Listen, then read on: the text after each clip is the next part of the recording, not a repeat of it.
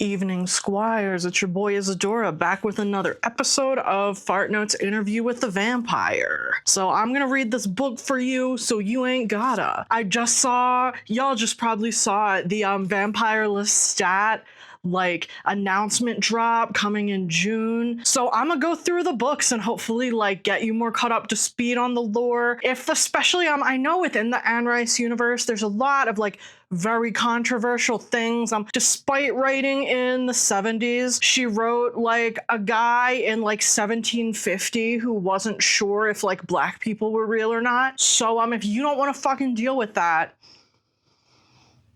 I got you. Anyway, comment, subscribe, blah blah blah. These are actually kind of my least popular videos that I do, so I think I'm gonna finish up part 1 of Interview with the Vampire section by section with a review or recap, whatever. Then I'm gonna do all of part 2 as just one video, because I do like to complete what I start, but I feel y'all are not really vibing with this. Nobody watches them, so I'm gonna finish it, because if I don't I will go insane. But I don't think I might not do a lot more of these unless people actually want them, interact with them, like them, watch them. Anyway, so now we're gonna get into it. Now in the last section, Claudia finally killed Lestat after plotting on that shit for ever.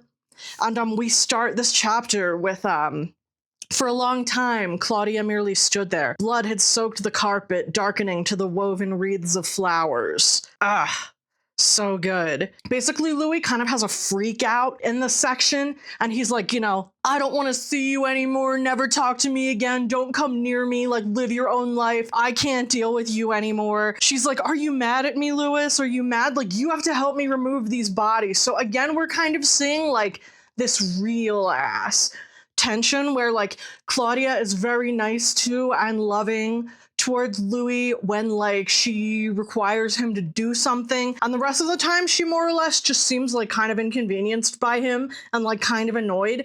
And because he is deeply delusional, he's interpreted all of this as some kind of meaningful relationship. Again, I don't think it's entirely that he's delusional. I believe that Claudia has been playing with him this whole entire time. So she's just hey, please stop moping, we gotta get Lestat's body out of here, baby girl doll eyes. I can't even do that because I'm ugly. I don't know what you're doing. I don't know. Anyway, so yeah, there's basically the bodies of the people that Claudia had used to kill Lestat. There's Lestat's body, and Louis is oh yeah, I did what she wanted, but she had to prod me then, almost lead me every step of the way. And in my notes I'm just Louis, useful as usual. It's crazy. So it just seems so anticlimactic. We've had this big I don't know, it's kind of fascinating, honestly.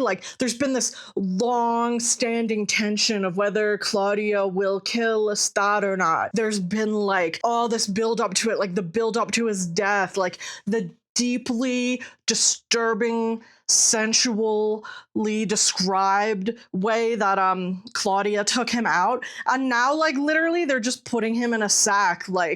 I feel this book balances so fascinatingly kind of the existential and mythical quandaries of immortality of vampirism, but mixed in with the super mundane dumb shit you gotta do when you're living in this way. So basically we go on to them kind of taking Lestat's body out of the house, all the bodies, and as driving them out into the bayou. Louis says, Claudia had wrapped Lestat's body in a sheet before I would even touch it, and then to my horror she had sprinkled it over with long-stemmed chrysanthemums.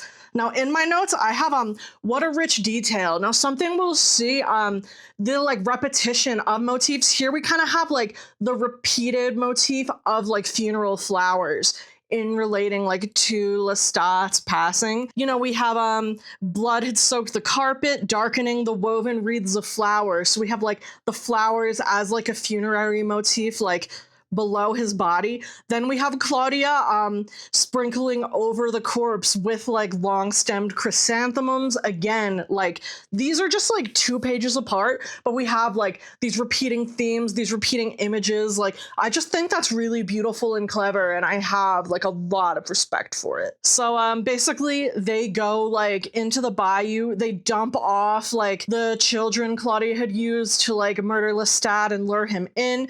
Then we finally get to Louis dumping Lestat's body into the bayou, and he says, this is Lestat. This is all of the transformation and mystery, dead, gone into eternal darkness. I felt a pull suddenly, as if some force were urging me to go down with him, to descend into the dark water and never come back. And I'm just like, wow, so you mean Louis wants to be unalived? Louis wishes he was no longer alive? Fascinating. This literally never happens.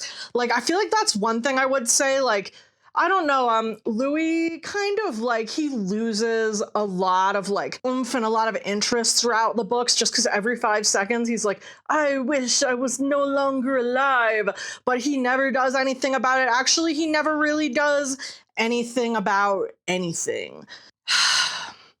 So he's kind of like fantasizing about joining Lestat, like in the eternal sleep. And he says, but at that moment I heard Claudia's voice. She was calling my name. I turned, and through the tangled vines I saw her distant and tiny, like a white flame on the faint luminescent shell road.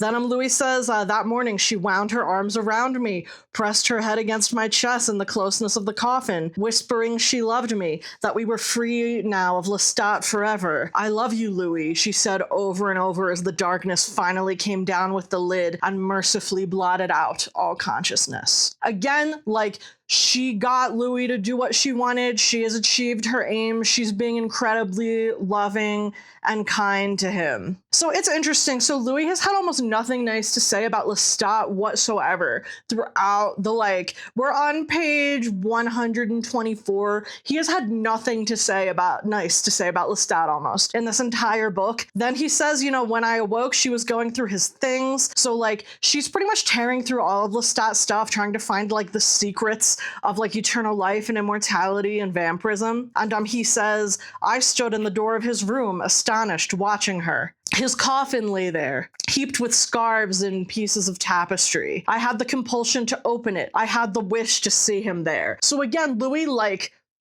whatever he innately has in his life, he like loathes it, and the second it is gone, he's deeply like nostalgic and he misses it and he loves it. That's actually something I think they captured really, really well in the television show Interview with a Vampire, is like Louis' innate nature of like hating or like not appreciating whatever's around him, and then like mourning it and missing it deeply and loving it the second it's gone. Again, I have seen a lot of criticism of the television show where they're like, this has nothing to do with the books at all. And like, yeah, like they took a lot of liberties, like a lot of that shit genuinely has nothing to do with the source material. But I do think there really are some instances where they like beautifully captured like the canonical like spirits of these characters, especially in terms of like making Louis somebody who hates what's around him until it's gone, making him like a capitalist. Like, it's true. So like Claudia's going through it, like she's super upset because she's searching through Lestat's effects for like the secrets of immortality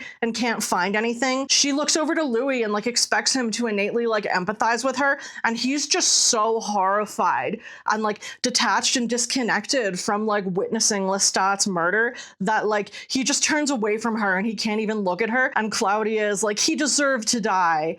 And Louis says, then we deserve to die the same way every night of our lives. Go away from me. It was as if my words were my thoughts, my mind alone, only formless confusion. I'll care for you because you can't care for yourself, but I don't want you near me. Sleep in that box you bought for yourself. Don't come near me. Damn.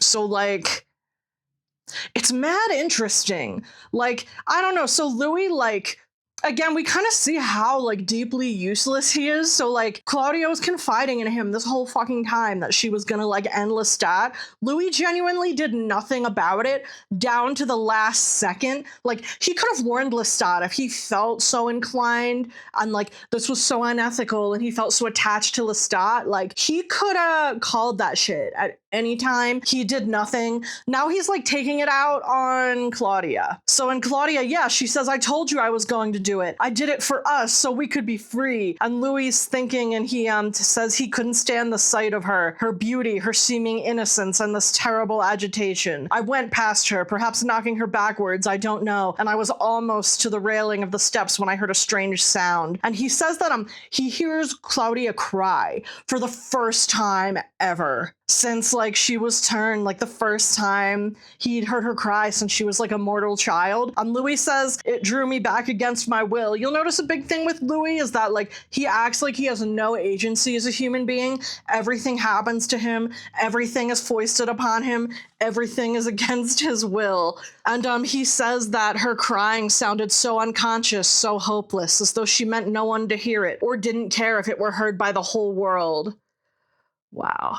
Like, I don't, there's just some times where like Anne Rice, like I really think she uses these monsters to like deeply and beautifully express like human emotions like that. Like I think we've all heard like somebody sobbed like that. I know I fucking sobbed like that.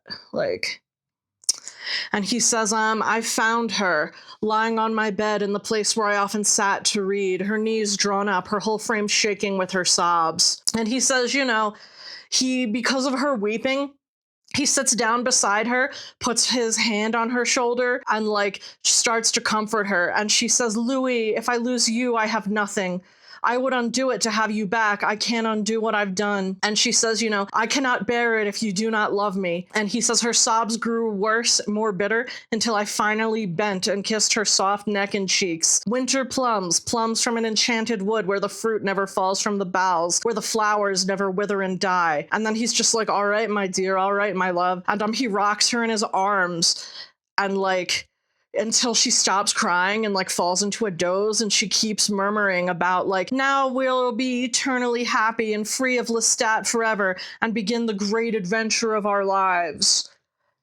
I don't know. I mean, I definitely think that like Claudia does have like a definite emotional connection to Louis, and her like sobs of being abandoned were real, but I don't think it's particularly because she loves Louis. I think it's because like she recognizes that like she needs, like, especially in like the world of mortals, she needs like an adult companion ostensibly to like care for her and take care of certain things, just because she's like doomed to be an infant until the end of time. So, woo, a lot going on here. Like, man, I don't know. Like, do you think Claudia's just playing with him? Do you think she genuinely loves him? Do you think two things can be true at the same time? I'm a big fan of like many things can be occurring simultaneously. Anyway, that was this section of Interview with a Vampire Fart Notes. If you're into it, like, comment, subscribe, and yeah, we're almost through part 1 entirely. Like right now I'm on page 125, and part 2, yeah, like this is all we have left of part 1. So that's all from me. Bye.